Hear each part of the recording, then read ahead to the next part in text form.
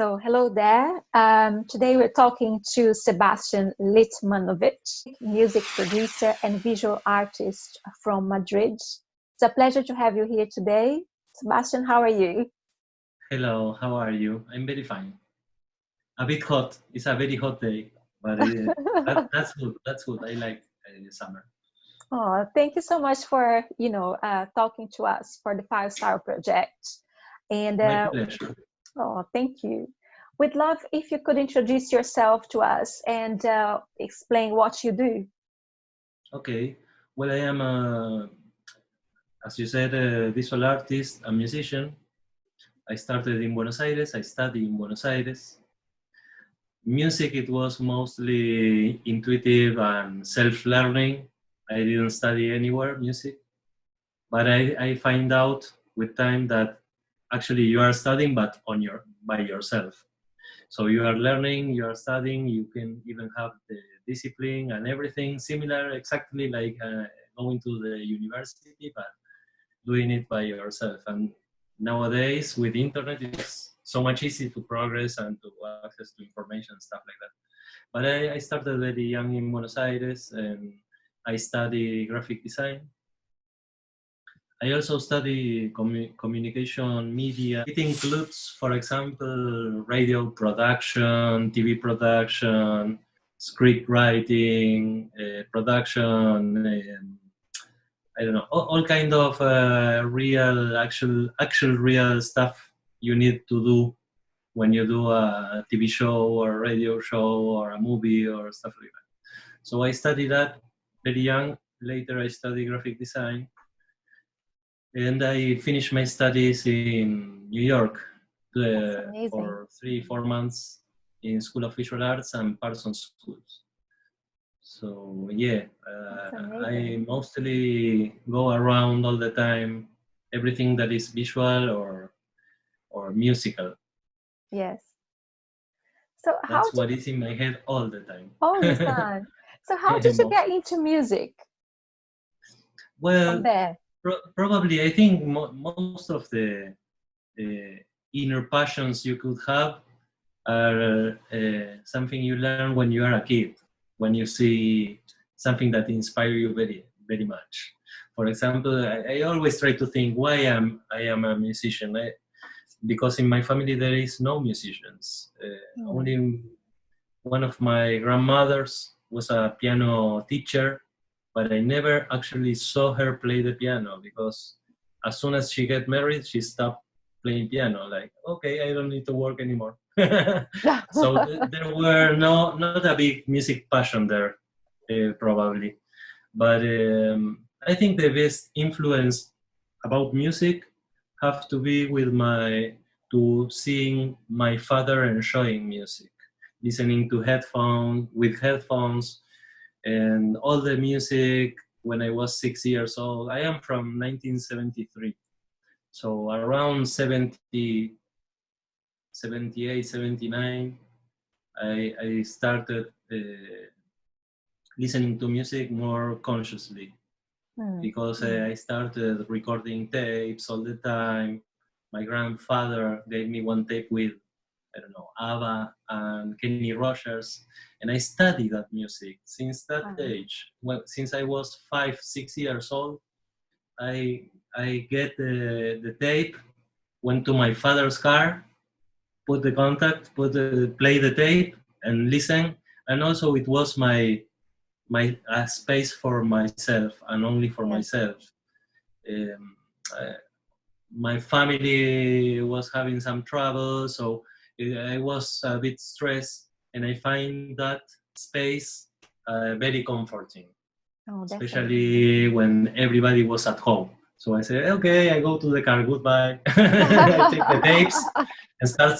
Actually, I started almost studying that music, learning, trying to understand what was going on there that excited me so much. Because I remember listening to that songs and one one times, two times, three times, over and over again. I never get bored of that, and it still is my way to understand music, just to listen obsessively all the time the same, probably the same track for a period of a couple of days, and then I change to another track, or I am. It's sometimes difficult to listen to a million different things at once. Nowadays, with the internet and with this culture, we are getting used to that. But when I was a kid, I was more like specific. I wanted to understand the secret. That's But I so didn't cool. have any way to produce it by myself. So I Yeah, needed to listen obsessively. that's amazing. That's amazing. And then graphic design, I don't know. I don't even know how it came to me, because when it was time for me to go to the university, I don't know. I wanted to be a tennis player, actually. I played Wow, tennis that's from very 11 years old to 20 years old, something like that. And I was almost professional. I did all the training, all the professional training. I trained with people that plays at Copa Davis or Davis Cup or in a professional field. I never became professional. And that was great because I don't have the competitive mentality to do that. I see. I am very analytic, so I remember all my teachers at the tennis school always said to me that I was great, but it was not a good idea for me to go with the professionals because I didn't have the mindset for that. So when the time arrived, when I finished the school and I have to go to the university, I didn't have a clear idea. I just wanted to play tennis and make music and stuff like that. But it didn't came to mind to study music, because music in a country like Argentina maybe is a very, I don't know. The music school was very bohemian, at the same time very. That's the good part. But also it was very like classical music stuff that I enjoy now. But at that point, I wanted to make funky music like Prince, something like that. And there were no school in which you can study that in Buenos Aires at that point. So I studied by myself, really. I play by myself, stuff like that. And one day I had to go to the university, coming back to the same point, and I didn't know what to do. So I went to the Buenos Aires University that is free, and it was something that attracted me to go there, because in the school I went to a private school, and I didn't like the people at private school. Very posh, very, I didn't connect much with them. Yeah. So I wanted normal people from everywhere. I didn't want posh people that you just pay and get the title. I didn't want that.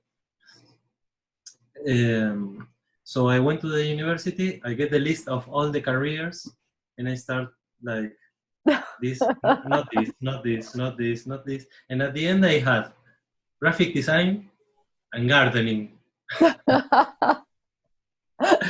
So I decided, no, maybe graphic design. And later I had to go to another university. That was the only university in Buenos Aires in which you can study graphic design by night. Because by day, I was too busy playing tennis, training actually with professionals and stuff like that. And at the same time, working in a factory to make money. So I had to pay for my university. Wow. I made the money in the working hours. Then I went very fast to the tennis training, and then I study at night. It was very crazy. That's incredible. That's a lot for a young person. Yeah. Sometimes when I think on my past, I think maybe it was too much for me. What I decided. I didn't have like quiet moments or relaxing, nothing relaxing. Oh, for an analytical person, that must have been like a burden at the time. And well, I enjoy it actually, because also I was still living with my family. and Mm. I wanted to be busy and doing stuff. I didn't want it to be, I don't know, to have a free time. Yeah. I never thought on time in that way. Mm. This is something that I learned much more later when I Yeah. had like stress crisis in my life, like when you suddenly you are overwhelmed Yes, and the body said, okay, take it easy, man. I can exactly. go on like this. Oh, And then yeah, then I learned. But I yeah, understand. my family is a very working class family, and everybody in my family works a lot. Mm. So that's what I learned: a Yes. passion for work, passion for what you like, what you do, and also very a bit naive, optimistic, positive, something like that. That it was also very inspiring, I think, because Yes. there is so much negativity and frustration, even Yeah. in young people, and I didn't experience that. I was Mm. always very optimistic and trying to look forward. That's This is amazing. something that That's really helped me good. in life a lot. Yeah, that's Later in my amazing. life came the depressions and stuff like that, but later. But At that later. point, I was a machine. Let's see. No, that's amazing. I was going to ask you because you mentioned already New York. So you are in Madrid at the moment. Yes, I'm So living in Madrid Madrid and then New York, Argentina, and I know you lived in London as well. So and Barcelona. and Barcelona. Barcelona. My goodness, My it's I live in Buenos Aires until 29 years old. mm, I am now 47. In that period, I study, in the middle of that period, I study for a couple of months in New York. But it mhm. was a huge experience for me, of Yes, course.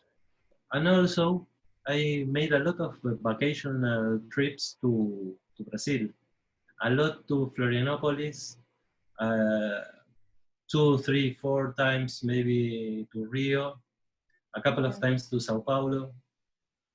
I never been to Bahia. That was yes. my Your goal. goal. I never went. I never Well, there's make still it. I time. never made it. I never made it. But I would love to go to Moros de Sao Paulo in Mm. Bahia, places like that. I don't know how is everything right now, but it was my dream really, Oh. and probably to place to open a bar in that Moros de Sao Paulo, something like that. That's amazing. So, you've been to a lot of places and met so many people and did so many different creative things, with your videos and the music and, your visual arts. What stands out for you now? Like when you think about retrospectively, you think maybe this experience or these experiences really helped me or shaped me in a way, or life-changing times, or whatever you want to call them. Is there anything that comes to your mind when we talk Yes, about it? yes. There is a mindset that I learned when I was 12 years old, something like that. I went to a psychoanalysis, something Mm, to a psychoanalysis session to find out what I wanted to do. Because when it was the time for the school, I was very confused and I thought that my choice will mark the rest of my life. I was very young. I confused university with school already at that moment. And so I went to do this therapy that it was just one or two sessions, something like that. And one exercise was imagine that you have a dinner and you are surrounded by all kind of people that you really like. And suddenly someone is leaving, then another one leaves the table, and so, which one do you prefer to leave the last? Which one do you prefer to just be with you and no one else? So I did this exercise, but mostly focus on my interests like music. At that time, also computers. It mhm, was very early, but I was doing code, programming, stuff like that. I was in love with computers. So I decided to do that, computers, stuff like that. yes. and and I chose that school and stuff. And that mindset helped me a lot when I have to ask myself, what you want to do really? It's very simple. It's probably a childish mindset, but some time ago, a friend of mine asked me just the same question, and I find the answer is, for example, if I don't have any graphic design project going on, I am not doing graphic design. If I don't have an illustration exhibition, maybe I do an illustration or not. If I don't have a musical project like a production for another artist or for myself, or I am working on my own album, I still do music every day. So music is I am music in that sense, because it's the only thing that I find I will do anyway. I That's think on amazing. music Yeah. anyway. It's more familiar to me somehow. So I find more comfort on that um, ideas. I understand more the sound and the music than, I don't know. It's not that I don't have interest in another stuff. Huh? Yeah, I no, sure. actually I have a lot of interests, but that's the answer. I That's think it's amazing. music. Yes. Fantastic. And then, so, your music. So, let's single out music then, because it's your, let's say, more prominent passion and things that you do every day, like you say. Is there a work that you really is very close to your heart? I've been following you for a number of years, and I've seen your music videos and your creation, Cineplex, and all that. Yes. So I wonder, for you, what work for you, or what pieces of work stands out for yourself when you look at your career and your body of work? It's not easy because always, and it doesn't happen to me only, probably to many musicians. When you're working on something, you really feel in your heart that that's the best you have done until that date. Yeah. Because you are evolving all the time. I don't know, probably some artists that have big contracts and compromises with companies, stuff like that, find themselves working on something without much passion, or they need vacations, but they have to work. I don't know. It's not my experience. My experience is more with myself. Since it's my project all alone and it's independent, I don't have big compromises, and I can go forward anytime I want. Yeah. And so I feel it's probably my last album, the best thing I have done in terms of a music production. On the quality of the sound, I learned a lot with the time, since I learned on myself. Some things I have learned more faster in this period than before. Probably before I was more focused on the composition, but then I started producing other artists, and this is very rewarding in the sense that you are helping someone to develop their career, and they have a lot of excitement, and you are the tool or the consigliere, or I don't know, the partner in crime on that project. That's very rewarding, comforting. Because sometimes I thought that I could be a good teacher, but a friend of mine said to me at that point when I was living in Barcelona, you cannot teach right now. You are like a sponge, absorbing all the time. You are not in a point in your life in which you can share that. And at that moment, probably he was right. But later, I try to find myself a way to complete the cycle and start teaching some way what I learned. And I find that the best way for me to share that is to produce the artworks of other people. Mm. to help them develop their careers. More focus on a particular project, no? Yeah. Instead of having students or giving lessons Mm-hmm. or how to use the computer Yes. with music programs, stuff like that.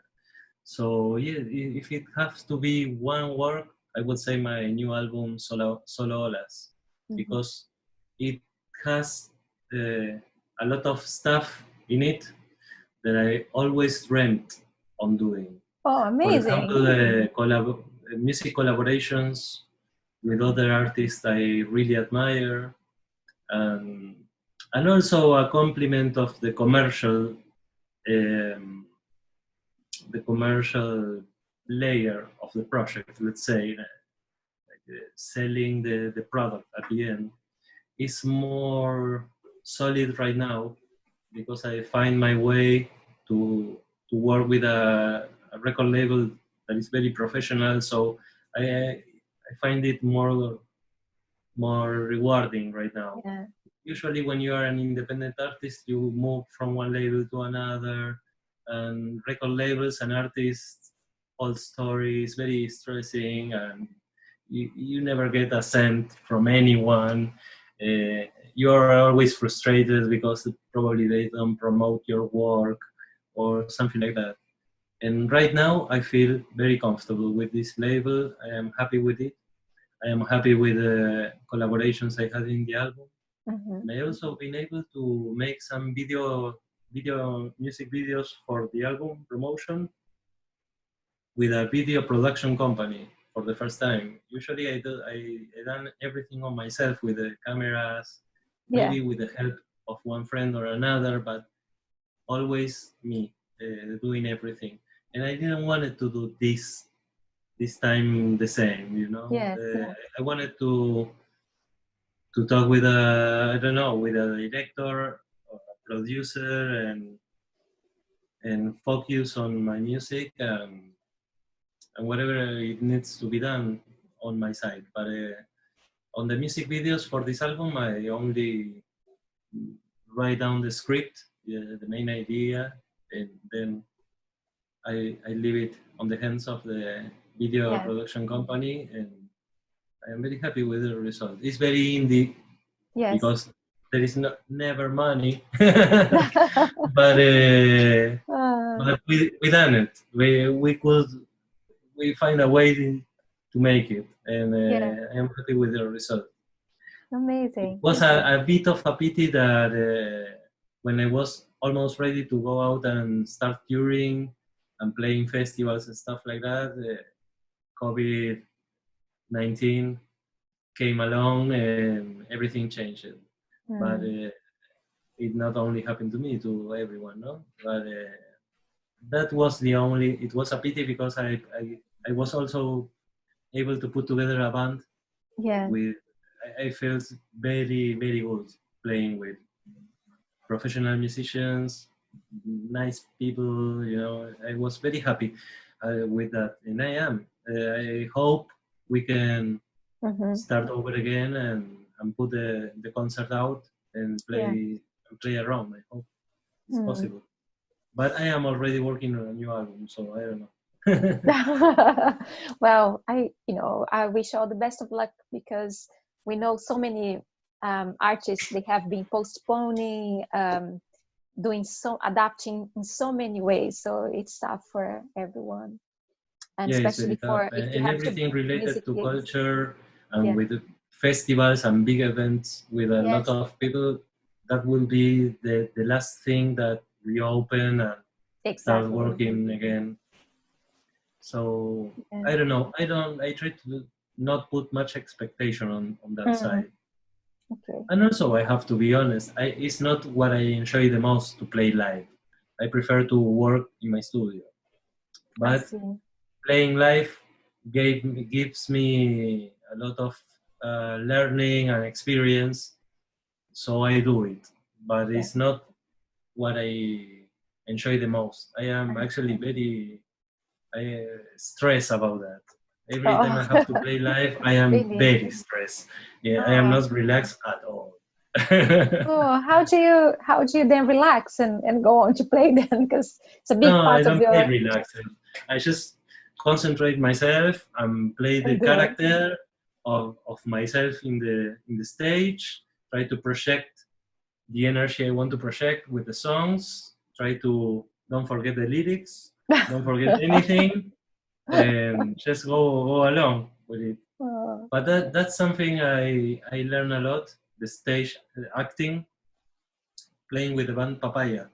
Since I mm, moved to Madrid, yeah, I produced this very young new band, and as soon as I produce a couple of songs, they invite me to be a member of the band, and yeah, now we are 4 members. Uh, but for a couple of years, it was a trio actually, and we had a lot of success inside the indie music hmm, underground scene.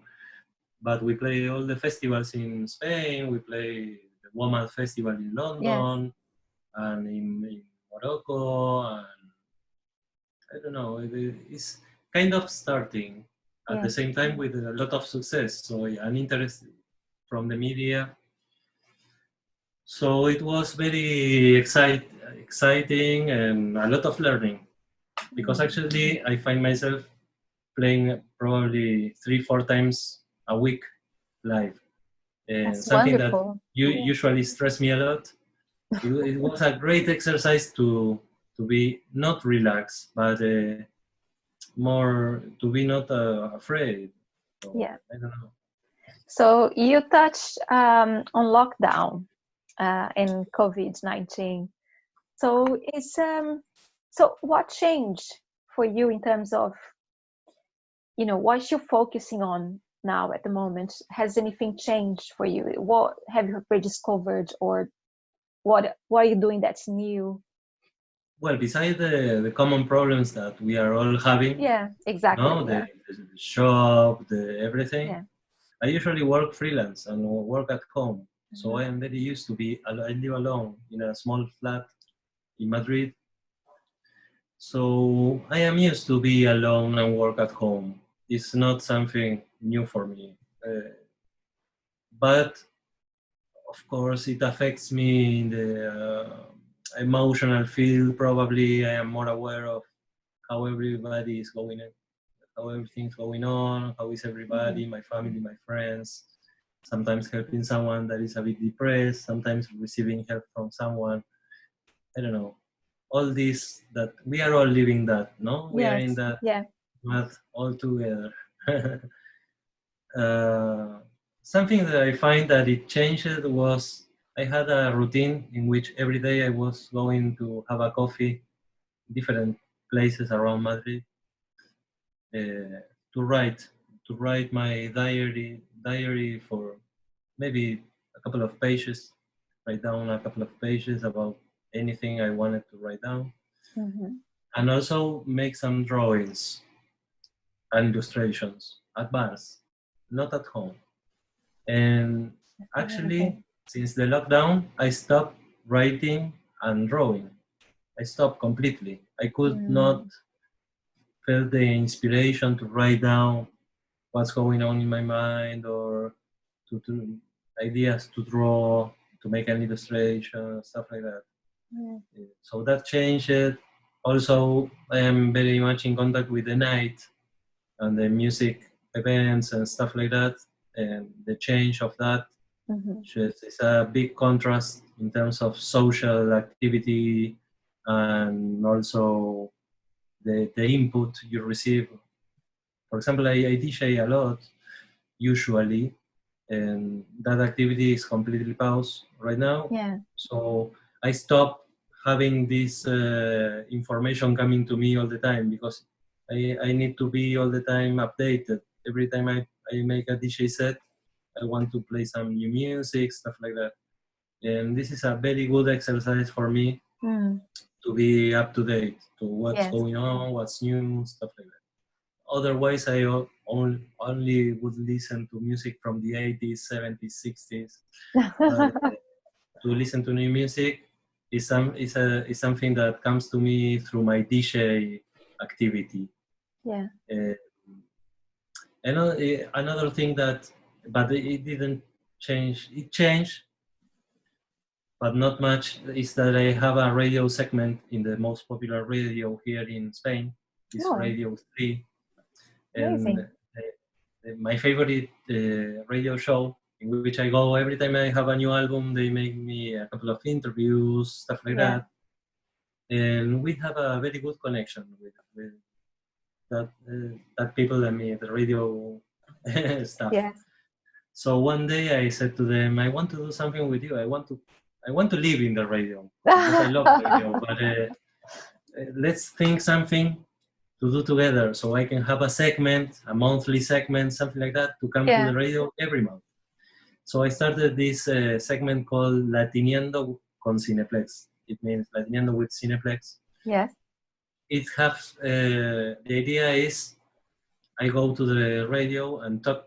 It's a very informal chat we have in the radio with two other speakers about musicians from the 60s, 70s, from Latin America That's mostly, amazing. like boleros, cumbia, I don't know, all music from Latin America. Yeah. So I talk about their stories, how they started, maybe That's some amazing. curious stories they have. A couple of weeks ago, I did Trio Los Panchos. That is most known for all their romantic music and boleros, stuff like that. But they were very party hardcore people at the Who are they? 60s. Wow. You would never say that, but they were worse than the Who or the Rolling Stones. Much worse. Oh, Much good. worse. Three guys from Mexico, really. Well, actually, United States, but they have born in Mexico originally.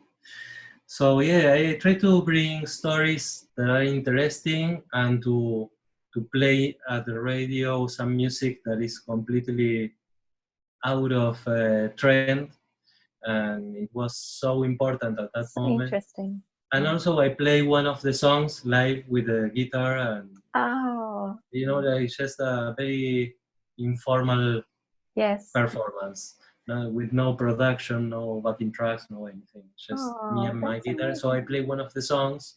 We play a couple of the recordings, and I tell the stories. We talk a little bit, and I do this every month. And for me, it's also a very important input in terms of researching, learning. It's very inspiring to learn about the stories of other creative people. And it's what I find more inspiring, really. I am all the time reading biographies, autobiographies, all kind of stories about artists, because it's what inspires me the most. Also, scientists, stuff like that. Creative people. Everybody could be creative, even scientists. That's amazing. And so with the radio, this is an amazing program, it sounds like. So you continue to do it now, even during... Yes. I just do, this segment is 15 minutes, something like that, once a month. In 15 days, I have to do it again, and I will be able to go to the radio. Because the last 2 or 3, during all the lockdown, at first, it was no radio show at the beginning of COVID. But later, they started doing the radio show from home, everybody. And we tried to do it using Zoom. But the music performance was very creepy. The sound was terrible. Because of the internet connection, actually. Not because I have all the equipment here to do it right. But so we started doing from home a couple of times, and now I will be able to go to the actual radio that is it's huge building. It's very early in the morning. For me, it's terrible because I used to sleep very late at night, and I have to wake up, I don't know, 7 a.m., something like that. Oh dear. And, it's crazy. It's completely crazy. Sometimes I went there without sleeping because I could not sleep. If I put together the change of hours and my stress before performing. It's a live radio show, so Oh, you cannot miss. I mean, I don't want to miss. I want to yeah. be the best I can when I go there, and I stress myself so much. Uh, Oh, and this time will be relaxing because I will go there to talk about it, but we will play my performance instead of me doing it there live. Because somehow, I don't know, with the COVID-19, they have the protocol now that they are not accepting live performance okay. on the radio. Probably it's because of the singing, or Yes, yeah. because that opens the door to a lot of people coming to the radio building, Mm, coming and going. yes. I don't know. It's the radio building probably hosts 200 employees, something like that. Mm, It's a huge place, so yeah, it's probably like BBC, something like that. yeah. It's a similar way. As soon as the radio show ends, it's available for listening Online. online or downloading, or Mm, that's great too. it's fantastic. Because I have a I did already like 20 times, 20 segments, something like that. So it's great. It's very stressing to play live so early in the morning with the voice. It's Oh, terrible. It is a big effort because my voice is better in the afternoon than in the morning. oh, But I do it anyway. I don't know. I said, let's go. that's amazing. So this is one of the things that are keeping you inspired, I'm sure. Yes, absolutely. It's Yeah. almost like going to the university because I am all the time researching about all music from Latin America, bands, artists. All of them have very curious stories. It's very interesting. Yes. Oh, that's amazing.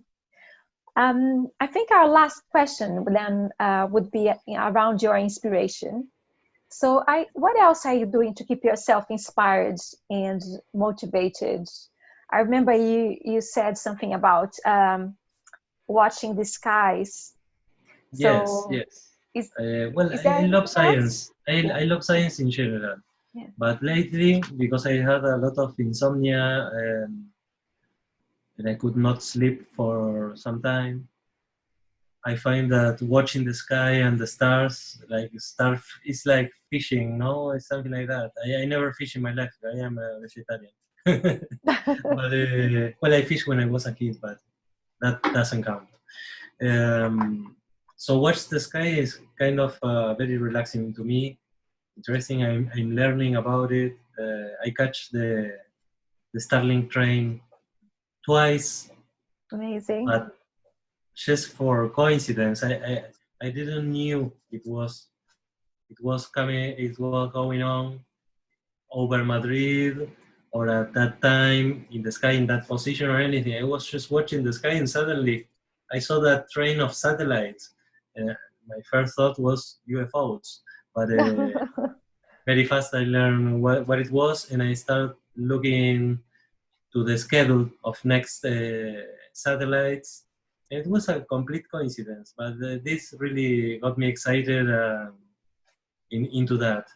And also, I am very lost into the YouTube world of tutorials, documentaries, chats, podcasts, from, I don't know, Joe Rogan to David Attenborough or anything. I am a big fan of comedy too, so Yeah.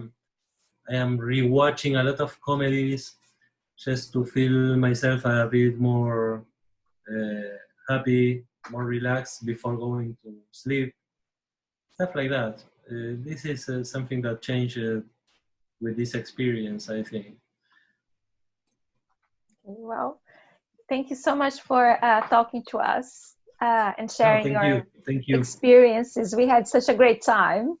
And I thank feel you. like we could talk for hours because every story has got so many Yes, other yes. ramifications. But And thank you so I much. talk too much also. No, you don't talk too much. No. So Hmm? thank you so much and all the best. Thank you very much, Sandra.